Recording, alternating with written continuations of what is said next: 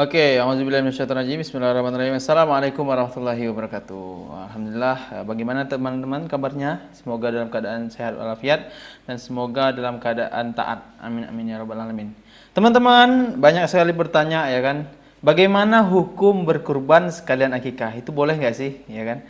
Nah, apa perbedaan antara kurban dan akikah? Dan boleh nggak ketika kita berkurban sekaligus kita niatkan akikah? Ini kan menjadi pertanyaan yang banyak ditanyakan oleh masyarakat dan termasuk kamu juga perlu tahu ilmu ini. Jadi ilmu fikih ini ilmu yang perlu kita pelajari, perlu kita pahami sehingga kita tidak tersesat dalam menjalani kehidupan. Nah, ini menjadi pertanyaan banyak orang, yaitu akikah yang sekaligus ketika kita berkurban. Bagaimana hukumnya? Nah, sebelum kita lanjut, teman-teman jangan lupa klik like, komen, dan subscribe channel ini. Semoga bermanfaat, ya kan? Konten-konten yang saya sajikan semoga bisa memberikan manfaat, semoga bisa memberikan inspirasi, dan semoga bisa memberikan ilmu pengetahuan yang mungkin teman-teman belum tahu ilmu ini.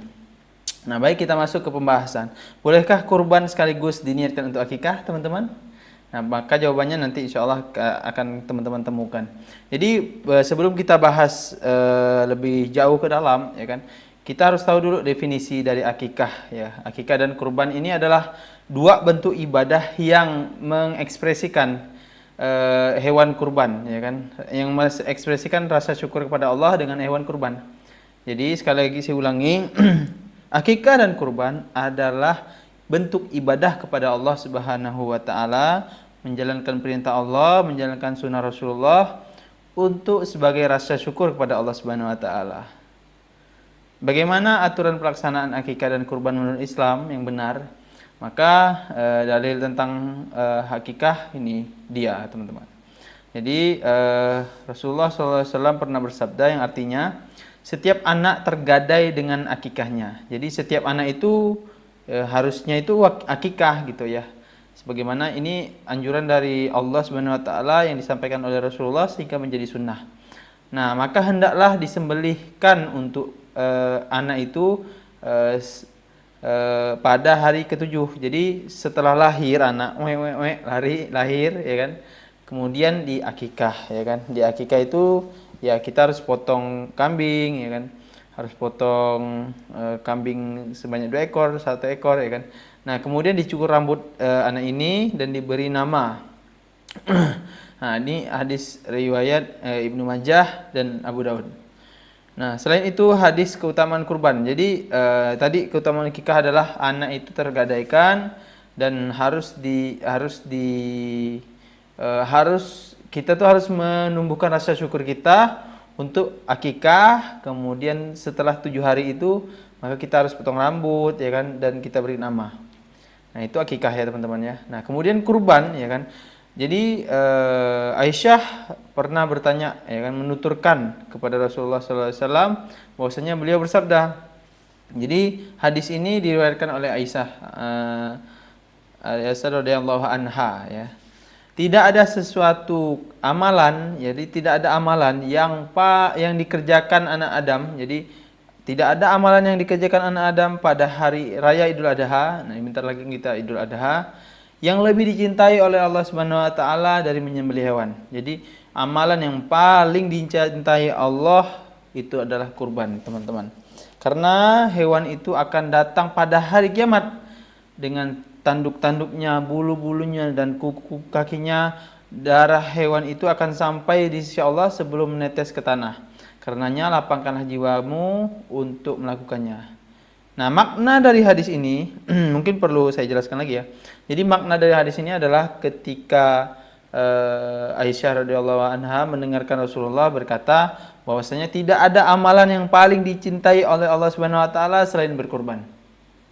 Jadi salat, ya kan, sedekah, semuanya itu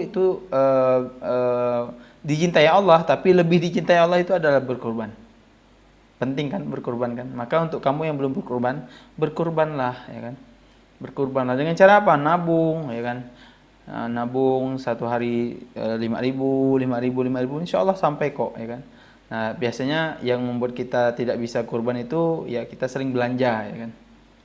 Nah, kemudian kita bahas ke hadis ya, kembali ke hadis. Jadi, amalan yang paling dicintai oleh Allah Subhanahu wa taala adalah berkurban dan eh, ya, dan karena hewan kurban ini akan datang di hadapan kita nanti di akhirat, akan menjadi saksi bahwasanya kita pernah berkurban di hadapan Allah. Hadis ini diriwayatkan oleh Hasan dan At-Tirmizi. Jadi kita bahas tentang pengertian akikah, teman-teman. Jadi pengertian akikah menurut fikih, mengutip dari fikih karya Hasbi Allah yang dijelaskan, akikah artinya hewan sembelihan untuk anak yang baru lahir tadi. Nah, akikah dan al-iqah adalah rambut makhluk yang baru lahir. Jadi ini pengertian akikah yang mungkin teman-teman belum tahu ya. Jadi akikah itu atau al-iqah ya, asal katanya al-iqah adalah rambut makhluk yang baru lahir. Jadi anak yang baru lahir itu yang rambutnya baru lahir itu namanya al-iqah ya kan. Maka kita sebut dengan akikah. Maka dari itu akikah artinya hewan yang disembelih untuk anak yang baru lahir pada hari ke-7. Jadi hari 1 sampai ke-6 itu tidak akikah ya. Jadi biarkan lahir steril dulu. Nah, hari ke-7 baru diakikahkan. Hukum akikah ya. Jadi apa hukum akikah ya kan? Hukum akikah adalah tidak wajib, teman-teman. Jadi tapi sunnah muakkad, sunnah yang sangat dianjurkan oleh Allah Subhanahu wa taala. Nah, para ulama memperbolehkan akikah. Jadi diperbolehkan akikah dan hukumnya bukanlah wajib, ya kan? Akikah hanya bernilai sunnah. Tapi sunnah yang sangat dianjurkan, sangat ditekankan untuk kita yang mungkin masih mampu. Biasanya kan gini ya, saya tidak mampu.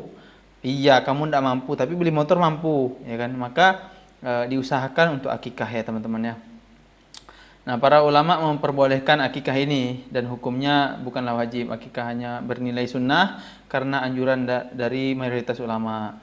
Mazhab Abu Hanifah tidak menganggap akikah sebagai sunnah, apalagi wajib, karena mereka berpandangan menyembelih hewan kurban di hari raya Idul Adha dan 3 hari tasyrik sudah membatalkan anjuran Rasulullah SAW untuk berakikah. Jadi di mazhab Imam Hanafi, nah, ini ya penting untuk kita pelajari. Di mazhab Imam Hanafi itu tidak diwajibkan, ya kan? Bahkan disunahkan juga tidak, ya kan? Nah, karena apa? Karena ketika kurban itu sudah termasuk akikah, ya kan? Nah, kemudian beda dengan pendapat Imam Malik, ya kan? Hewan sembelihan untuk akikah adalah kambing yang baik bagi laki-laki dan baik untuk perempuan. Pendapat ini sesuai dengan riwayat Abu Abbas radhiyallahu an ketika Rasulullah mengakikahkan Hasan dan Husain dengan seekor kambing. Jadi Rasulullah SAW itu pernah mengakikahkan anaknya. Nah, kemudian mazhab Syafi'i gimana dan Hambali memiliki pendapat yang sama, ya kan? Untuk akikah laki-laki harus menyembelih 2 ekor kambing dan untuk perempuan hanya seekor kambing saja. Jadi ketika kita melahirkan atau kita punya anak, ya kan, anak yang baru lahir. Nah, kalau ketika anak laki-laki maka 2 ekor, ya kan? Kalau anak perempuan 1 ekor saja. Nah, kita bahas ke pengertian kurban ya, teman-teman. Jadi kurban ya, arti kurban secara bahasa adalah qoroba, ya kan? Qoroba itu artinya mendekatkan diri. Jadi ini baru tahu ya, ya kan? Mungkin kurban ya. Kurban itu apa sih? Koroba, ya kan? Koroba itu artinya dekat, mendekatkan diri. Tapi secara syariat, kurban adalah menyembelih hewan ternak dengan niat beribadah supaya kita dekat kepada Allah Subhanahu wa taala. Itu niat kurban, teman-teman. Nah, bukan cuma sekedar potong kambing, potong sapi terus diterima oleh Allah. Bukan, ya kan? Bagaimana kurban yang orang-orang lakukan itu bisa mendekatkan dirinya kepada Allah Subhanahu wa taala. Bagaimana hukum kurban? Ya, melaksanakan ibadah kurban hukumnya adalah sunnah muakkad. Jadi berarti sama ya hukumnya ya. Sunnah muakkad dan kurban dan akikah tadi sama hukumnya. Jadi tidak wajib tapi sangat dianjurkan, ya kan? Enggak, kalau bisa rugilah orang-orang yang dia bisa nabung untuk kurban atau akikah tapi tidak dilakukannya. Nah, pertanyaannya, ya kan, ini yang ditunggu-tunggukan, ya kan. Bolehkah berniat kurban sekaligus akikah, ya kan? Nah, ini penjelasannya, teman-teman. Menlansir dari kitab fikih sehari-hari oleh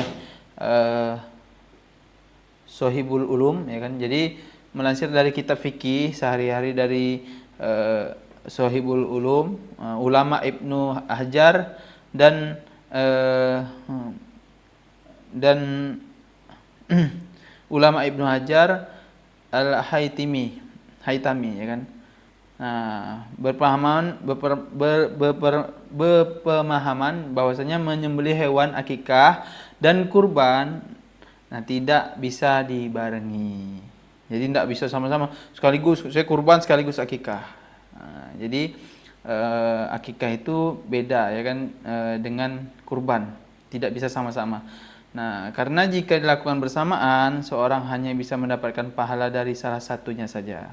Ketika kita berkurban, maka kita cuma mendapatkan pahala kurban saja, ya kan?